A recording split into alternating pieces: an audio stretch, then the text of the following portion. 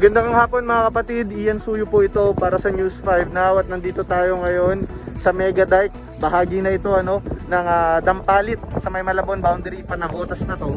Kung makikita nyo, nasa likuran ko yung nasunog na landfill sa Navotas area noong nakaraang Biyernes pa yan ng gabi.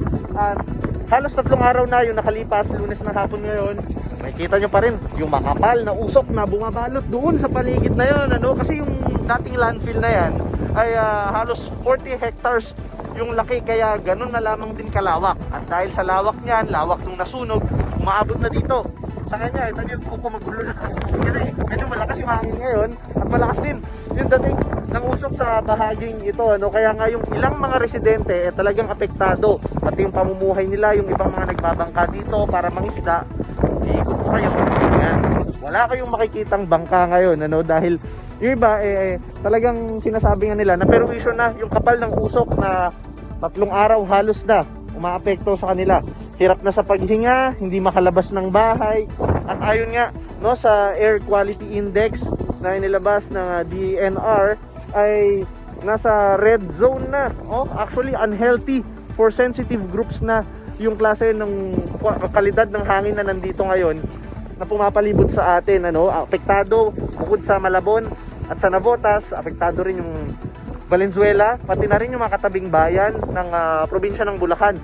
Partikular na yung Obando dahil malapit na lang din dyan yung Obando, pati na rin may Kawayan area. Kaya patuloy na pinag-iingat ng pamahalaan, pati na rin ng LGU ng Navotas, yung mga residente nila, at galiing magsuot ng face mask tuwing lalabas at iwasan po yung matagal na pagstay outside. Hanggat maaari po, manatili lamang muna sa inyong mga kabahayan para siguraduhin maging maayos ang inyong kalusugan. At bukod dyan, yung mga may prior na may sakit na rin sa paghinga o may problema sa paghinga, doble ingat po muna tayo para hindi ma-aggravate yung pakiramdam natin o yung dinadaing natin.